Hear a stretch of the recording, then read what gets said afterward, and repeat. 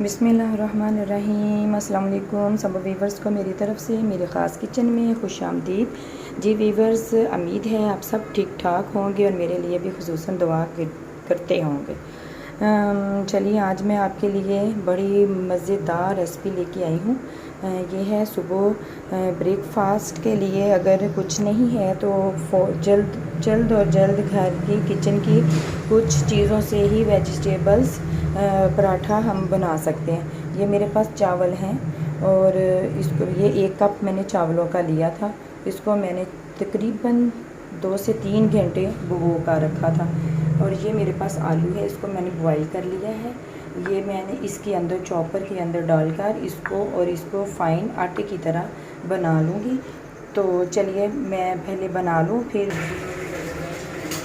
ये फ़ाइन आटा, ये देखें फ़ाइन आटे की तरह हो गया। इसके अंदर मैंने आलू भी डालकर, इसके अंदर ही आलू भी मैंने चॉप कर लिया था।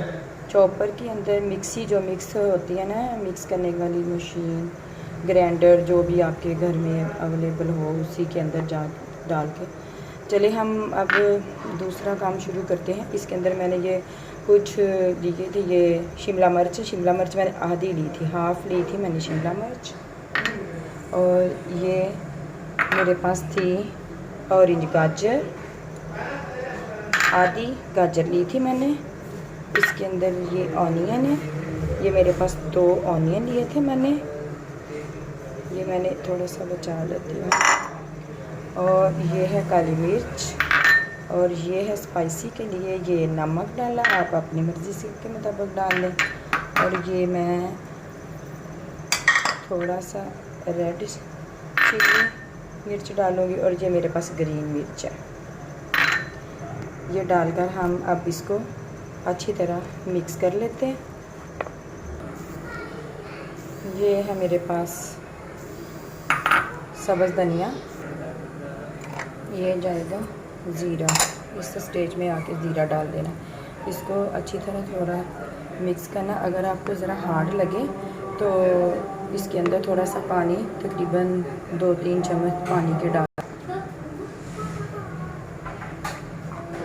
ये मैंने 2-3 चम्मच पानी के डालकर इसको मिक्स कर लिया। अब 10 मिनट के लिए हम इसको रेस्ट देंगे। उसके बाद हम पैन के अंदर इसका पराठा, ये मैंने पैन ऊपर रख लिया, इसके अंदर डालेंगे हम थोड़ा सा तकरीबन 2 से 3 टेबल स्पून ऑयल के।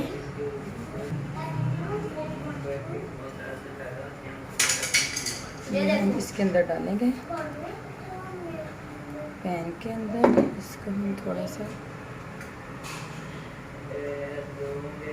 फैला देंगे। ये हमने फैला दिया पैन के अंदर। अब हम इसके ऊपर इसको ढक देते हैं। ये हमारा कुछ पराठा बनकर रेडी हो रहा है। हम इसके ऊपर थोड़ा सा ऑयल लगाएंगे। लगाने के बाद हम इसको पलट देंगे।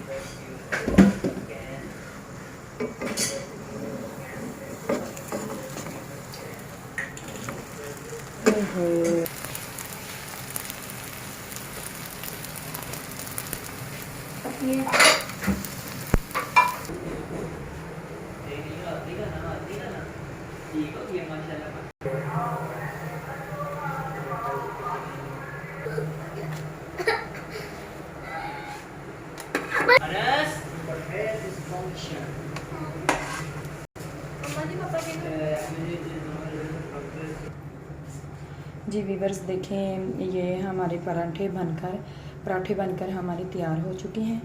और ये इतने मज़े के, और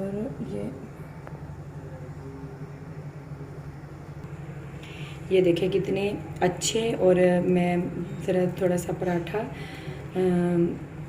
ये तोड़कर, ये देखें कितने अच्छे और कितने सॉफ्ट हमारे पराठे तैयार हो चुके हैं।